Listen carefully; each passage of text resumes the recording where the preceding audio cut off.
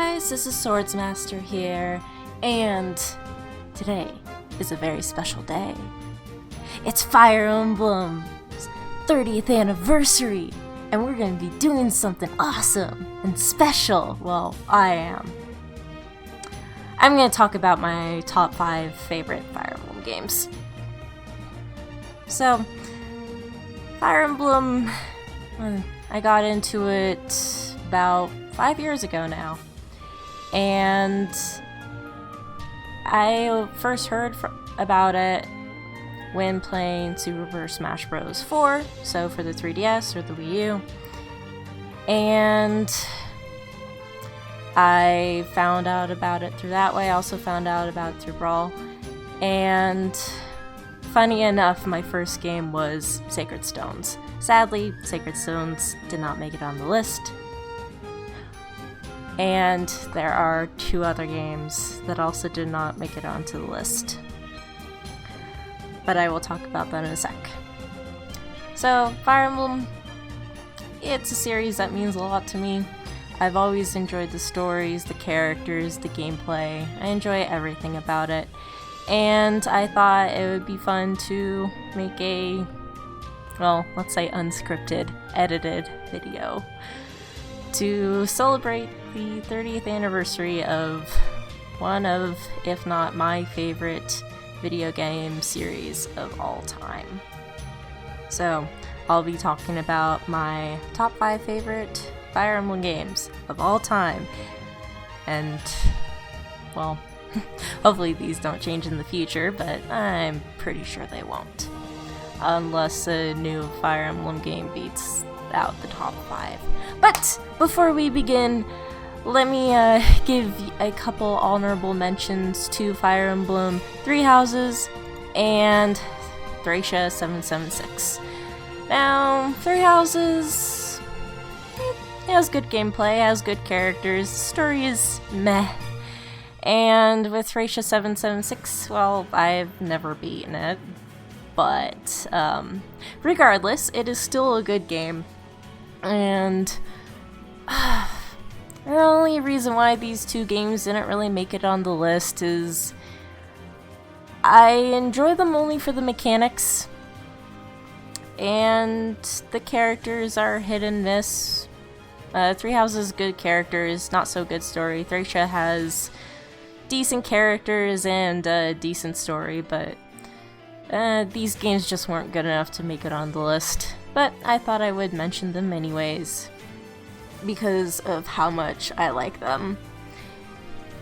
And yeah, so without further ado, let us start with number 5. Now, up first on our list, we have Fire Emblem Path of Radiance. So, for, well, what felt like the longest time for me, I could not get my hands on either Fire Emblem Path of Radiance or Radiant Dawn. I was only limited to playing all the GBA games, the 3DS games at the time, which were Fates and Awakening. Echoes had not come out yet. And the DS games.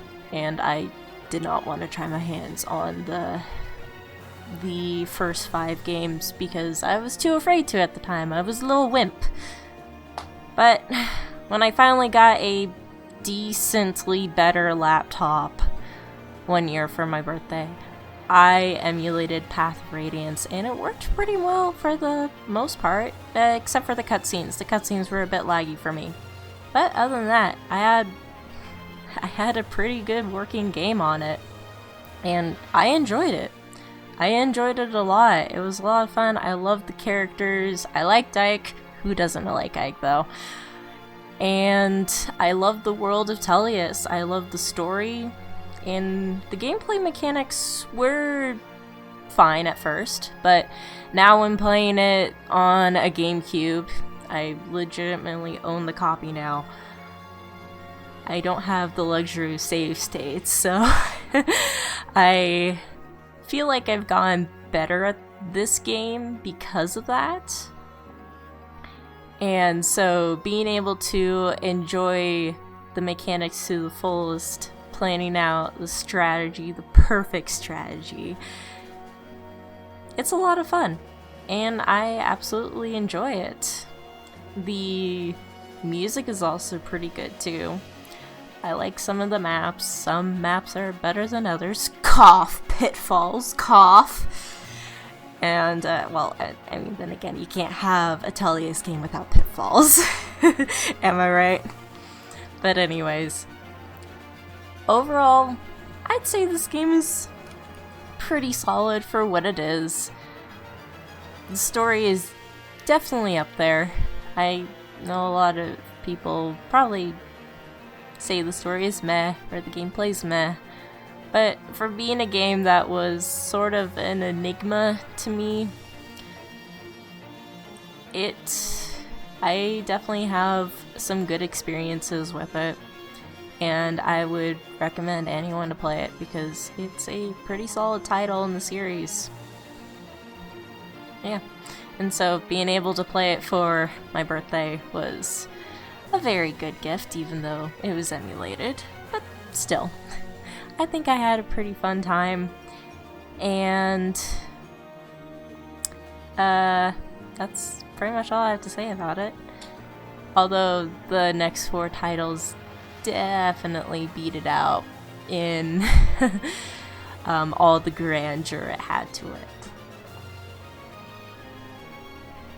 Up next is number 4. For number 4 on the list, we have Fire Emblem, The Binding Blade. Now, how do I start this? Binding Blade, I don't find it to be generally well received as it probably should be. And I think part of the reason is because people complain about how it lacks a good story, how the characters are all bland, how Roy is bland. I actually don't think Roy is as bland as he really is. But then again, I'm a bit biased on that. And then when it comes to the characters, I think the characters, they're all pretty good.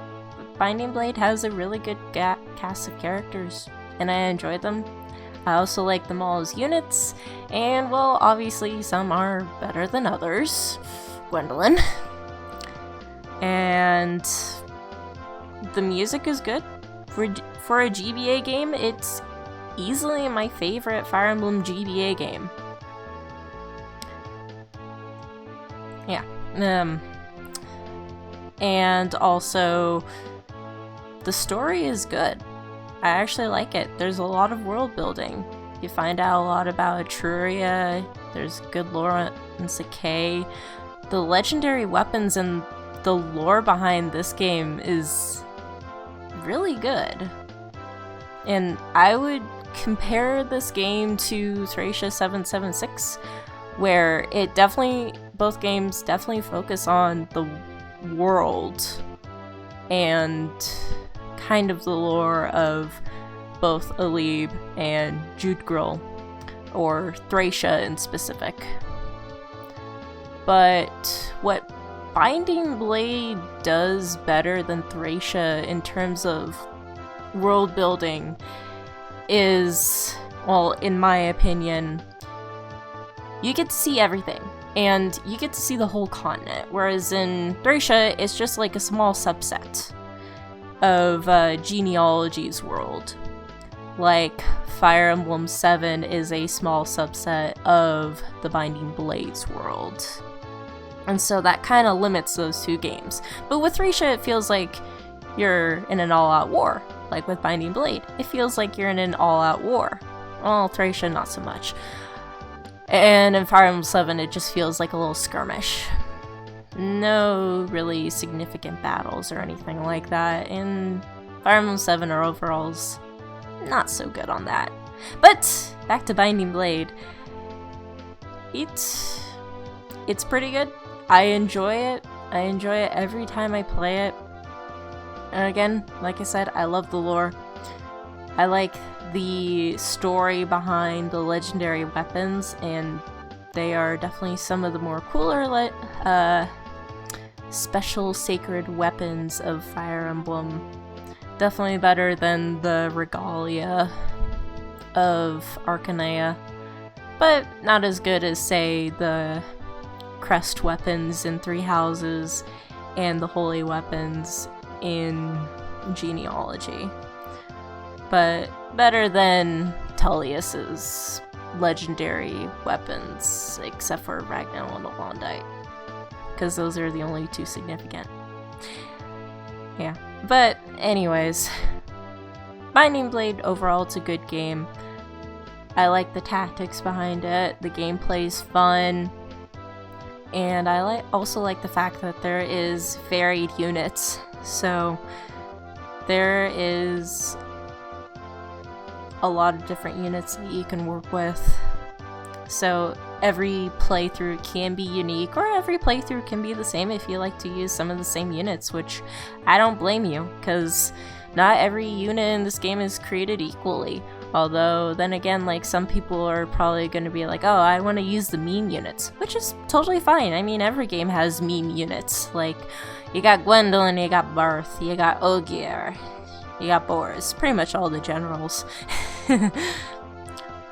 But, like I said, not every unit is created equal, which is a good thing for this game, because you could easily challenge yourself by using just like the really crappy units, like Roy.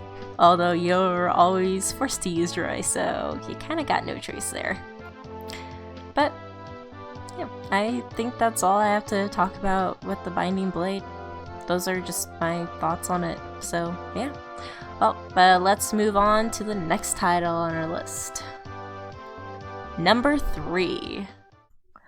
Alright, up next on the list we have Fire Emblem 4, Genealogy of the Holy War. Or just Genealogy of the Holy War. Whatever you want to call it. I refer to it as both. But anyways, yes, this game, Jude Girl. I love Jude Girl. I love the conflict of this game. I love the story. I love how it takes place. You got your first band of characters, and then you do a big time skip, and then you got even brand new characters. You got the children fighting in place of the first generation characters, and I will not spoil this game for you guys. Oh boy. The story, it is one crazy wild roller coaster ride of emotions for like the beginning of the game, where it is epic and awesome. You got Sigurd and his army charging in to go save Princess Aideen, and then afterwards you got the conflict in Augustria all the way, and then you go back home and Sigurd has to do stuff, and then something big happens, and then you jump, and then you get Seliph, Sigurd's son, and the rest of the children, and they have to basically stop the Holy War. Now, why is it called the Holy War? Well, it's because a lot of the characters in the game have holy blood in them. So Seliph has Baldur, Larse and Ulster have Ode, and Arthur and Tinny both have Thrud and whatnot. So personally, I love the story of the game. It's a lot of fun. The maps, even though they're humongous, there's still a whole tons of fun. And then you also got the children characters. Now, I know a lot of people who probably played Fates and Awakening are probably sick and tired of children characters. Well, actually, so am I. But this game did it first. Sorry guys, Kaga did it first. And Kaga did it right, I would definitely say. And sorry if I sound like a prick elitist, but I definitely think it's true. Because the children fit in the story. You got this big time skip, and then that basically it's like, okay, so many years later, you got all these children, and they pick up the fight once again. And it's great. And also, the parrying mechanics in this game are really interesting, but it's really fun. And let me tell you, Arthur with Forseti is best character in the game ever. Just Arthur on a horse of Forest City, easily best character and unit in the game. I'm gonna keep making a meme out of that until someone tells me to stop and shut up, because as much as I love Lysithea and her nuking potential, Arthur was the OG mage that I liked more. And I still do. So, yeah, I love my nuking mages, and Arthur with Forsetti is the best. But overall, with this game, story is great, it's very emotional, and the music, despite being SNES music, it's pretty good. It really hits you, it hits you hard on the feel box. Like Selif's theme, the theme of Chalfie, what others? Oh, Rain or End of Despair or something. I can't think of it. It plays like in the one event that I will not mention because spoilers. Because I know there are people out there who have not played this game and have not been spoiled by the story, which very much surprises me. But I am very glad that there are those people who haven't been spoiled, unlike how I was. But then again, I tend to spoil myself on a lot of things. Anyways, so lots of music that tends to hit you really hard in the feel box, or the feel chest, the emotions, I don't know. But the music really hits you emotionally. Especially final Holy War chapter music. That is so beautiful. And Doors of Destiny is also so beautiful. Just thinking about it now, right now, it just wants me to tear up a little. But yeah, and then you got the characters. So you got Seliph and Larce, which are obviously some fan favorites, and then my personal favorite, Arthur. Then you also got Fee and Sigurd and Deidre and a lot of other characters that I just love. And this game overall, really good, does a good job at world building, definitely does a good job at setting up the conflict of what is to come. And I'd say it is probably one of the, like, if I'm just gonna go out and say, like, what is the best or, like, the strongest Fire Emblem game, like, no biases, well, maybe some biases, this game would probably be it. Now, I know it has problems, of course, mostly with the map design, but that doesn't really, like, hold up as much for when it comes to just, like, the overall big picture. Because, well, I just think that the game, like, lore, characters, music, gameplay, graphics, like, even for SNES, like, I actually love the graphics of this game. Not gonna lie, like, they actually do look pretty good. And characters, all that. It's all really good. So, yeah, that's why Genealogy is number 3, because it can't be number 1, obviously, because there are 2 other games before it that I personally have more emotional feelings and connections to. Now, maybe I won't rant on them as long, but that doesn't matter, because, I don't know, sometimes less is more. Number 2. For this part on the list, we have Fire Emblem Radiant Dawn. Now, earlier in the video I mentioned how Fire Emblem Path of Radiance and Radiant Dawn were both sort of an enigma to me. And so when I finally got my hands on Radiant Dawn, I was like, yes, this is amazing. Now, before I even got Path of Radiance or Radiant Dawn, oh boy, like many months before, I was watching like videos mostly on Radiant Dawn, like not even Path of Radiance, like I was listening to music for both soundtracks, but Fire Emblem Radiant Dawn stood out to me more because they had like multiple parts, it had a lot of characters, it basically showed like two different sides of the story, and at one point you even got to fight like your units with like other units that you raised, and it's like, whoa, what is this for real? And it is. And just getting to see both sides of the conflict, having your units fight each other, is definitely an interesting concept for a Fire Emblem game, because you're usually just on one side of the coin, but in this you basically kind of do three sides. Well, two of those three sides converge into one, and it just turns into two sides, both fighting for what they see is right.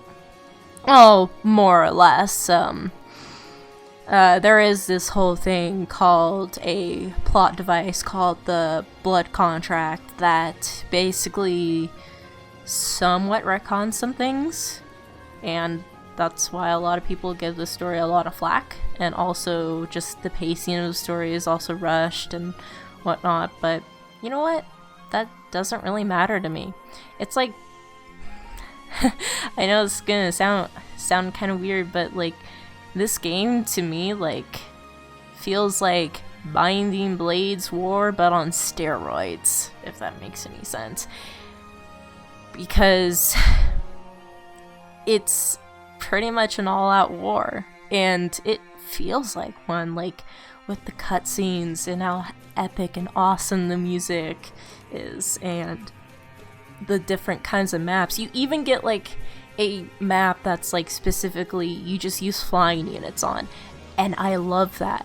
And then there's also just like how limited some parts of the story are. So like the Dawn Brigade, they have more limitations and less units than the Grail Mercenaries, and it really makes it feel like a war. And I've said that many times probably, but it really does feel that way, and I love it for that. I don't know, just this game feels really powerful, and when I played it for the first time on the Wii, like, this was the first, well, I had emulated like the GBA games, I had emulated Path of Radiance, I had emulated, well, but I hadn't emulated like the 3DS games. I had emulated the DS games though. But playing Radiant Dawn for the first time on an actual console was a really good feeling. And this game, just like playing it on a console or not playing it on a console, was easily one of the best experiences I've had in Fire Emblem. The characters are good, although the story doesn't really focus a whole lot on the characters, which I know people were sad about. I mean, it focuses on some, so you got characters, you got, you focus on Alencia, you focus on Zelgius, who is a very, like, I think he's a pretty good antagonist. Then you also got Sephiroth and Sonic-y a bit, and Micaiah, and Ike, and you also have Screamer, who actually does get some character development, surprisingly. You focus on the Lagoos, you focus more on the relations between the Bayork and the Lagoos, and I think that's also a good aspect of it. And I do know that I found this out somewhat recently actually, but I do know that in the localized West version, Radiant Dawn kind of did get some censorship, in the fact that they cut down some of the scripts so it'd be easier for those who hadn't played Path of Radiance would understand more what was going on in Radiant Dawn. At least that's, to my knowledge, that's what happened. But that, even then, like, I still think the story had problems without that localized censorship. But even then, just overall, this game is really fun. I love the gameplay mechanics. I love the music. The music is what made me want to play this game. And I have no regrets in putting this game at number 2. Although, if it wasn't for a certain number game, this game, Fire Emblem Radiant Dawn, would have easily made number 1 for me. Yeah, because, well, yeah. Oh, and one more thing before I forget. The final battle as well, and like the ending. This game, like Binding Blade and Genealogy, not so much Path of Radiance, but this game just feels like it is complete. Like when you're done playing it, it just feels like it's all over, and it has that very bittersweet feeling, and it's just kind of nostalgic for me at this point, because it's like everything is over, you know everything is over, and it's just a feel-good feeling to me. And I love how Radiant Dawn just does that, if that makes any sense. And the final battle truly felt like a final battle, and I loved it. Like, wow. Like, you're actually fighting a goddess. I mean, like, you fight dragons, you fight gods and whatnot, but, like, the final battle just was a good way to end off the game. And then when you play it for the second time and you get, like, Laron and Ashinera singing at the end, it's it just feels like the game has been truly complete, and I love that feeling. Alright, well, before I ramble on more about this game, let's move on to number 1. Alright, and for number 1, well, maybe not all of you expected this. But then again, maybe those of you who who know me well enough will probably know that this is my favorite Fire Emblem game of all time, if not one of my most favorite video games of all time, but it is Fire Emblem Echoes: Shadows of Valentia. Yes, this game, easily my number 1 favorite Fire Emblem game.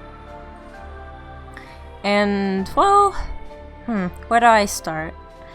Well, it's a remake for one, and a really well done remake. And so, like, if anyone ever asks me, like, what's your definition of a good remake? I will point you at this game. Because it takes a bare bones minimum story that is Gaiden and remasters it, and it makes it great. You got full voice acting for the cast, and all the characters are lovable and likable. Like, you got Python and Forsyth and Claire and Jessie and Saber and Jenny and all of these characters, and you can't forget the 2 lords, Alm and Celica. And, well, with Alm and Celica, they are probably my favorite lords in Fire Emblem as well. I really like the dynamic and the relationship these two have, and I know there's a lot of people who are like, no, it's a terrible, poorly read relationship. No, it's not. No, it's not. Because I know there are those of you out there who's like, oh, why can't Alm be with Faye? I mean, I feel like it's like asking the same question of why can't Cordelia be with Chrom? I feel like that's the same question. Yeah. But anyways, no more shipping, no more talk of shipping wars for that. Let's just talk more about the game. With the story, it is still definitely a somewhat bare bones story, but I like the fact that it is more of a character driven story. So with the events that happen, they seem so cliche, but to the characters, they don't. It doesn't feel cliche. It feels like they pretty much are reacting to the events of the story. Like every new thing that they discover that to us feels boring, to them it's like, oh my gosh, what? Like, is this? Celica, you're the Princess of Sophia? What? And so with that sort of storytelling, I like. And then with like the whole world of Valencia, you got this traversable map, and I know that open world maps for Echoes or for any Fire Emblem game is a bit, how do you say, redundant?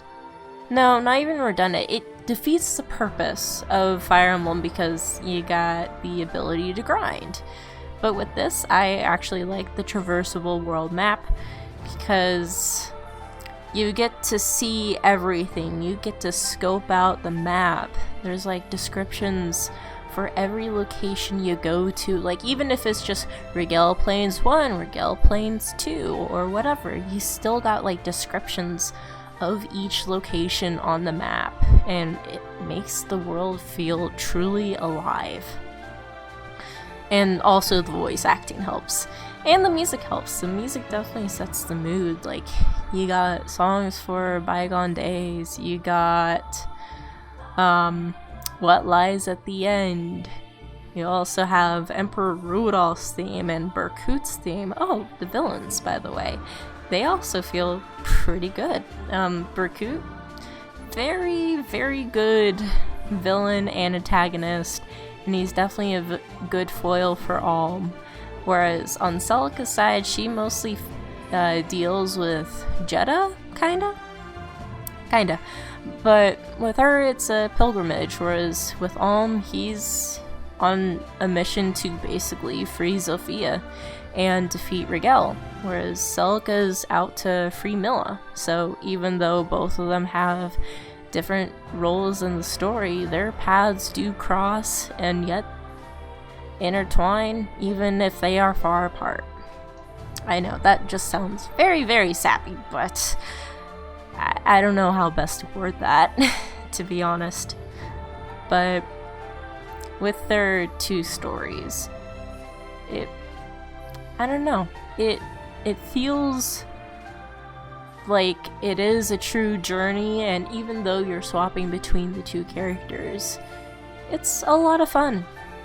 And I also like the gameplay. As simple as it is, it's still a lot of fun, and I know people give a lot of flack for the maps, and yes, I do agree, the maps still suck, but they are still fun, not gonna lie. They're a lot of fun. I like the music as well. I already mentioned that. But overall, like, this game just feels like pretty much all the other games I mentioned. Once you beat it, it feels like a very complete game. Like, there's no loose ends or anything like that. And I know, like, there are some parts where it's like, writing feels a little meh. At some parts, it still feels like a very complete game, and I enjoy it for that. And well, if I'm gonna be honest, I think like part of the reason why, like, what got me to like this game was Farghast's video on that basically summarized Gaiden's story, and I liked it, and I thought it was interesting and fun. And playing this game, I had one heck of a time. And I will replay this game whenever I get the chance. Obviously, there are times where I don't want to replay it there are times where I don't want to replay this game too much because it can get repetitive, but I don't entirely get bored of it like any of these games. I don't really get bored of them. Like, there will be times where, like, with any game, I'll just, like, stop playing it after a while and then I'll totally forget about it. But then one day I'll come back to it and it's like, oh yeah, I was in the middle of this. Let me finish this. And then I do, eventually. But I do finish a game. Usually. But yeah, I mean, like, this game, it's a lot of fun. And I would recommend it to anyone who hasn't played it. Like, heck, I got this game for my boyfriend's birthday because it's like, here, I want you to play this game. I've told you so much about it and that I love it, and I want you to enjoy the game that I love. And I'd pretty much do that with anyone, really. So, yeah, like, if any of you are looking for a 3DS game and you haven't tried this game, I know the 3DS is outdated at this point, but this game is like almost 3 years old. So, yeah. I don't know. I would play it if I were you because it's a pretty damn good game. And actually, I think it's the anniversary in Japan. I think. Is Guidance anniversary on the 20th? Oh, I think it is. I'll probably correct myself in, like, afterward editing. I don't know, or maybe someone in the comments will correct me. But either way, yeah. So I guess that's all I have on Echoes and Gaiden than just this game because I don't know. It's a good game. Hashtag just play Echoes, bro. Alright, well, that's pretty much the end of the video, guys. I would like to thank you all for watching my top 10 favorite Fire Emblem games. And, well, happy 30th anniversary to Fire Emblem. It, like, easily most favorite Fire Emblem, or most favorite video game series of all time for me. Definitely better than Pokemon, and Pokemon was like the first video game I ever played, but this game, this franchise, easily beats it. Yeah, well, thank you all for watching, guys. Don't forget to like, comment, and subscribe, and until next time, bye bye. I love you all.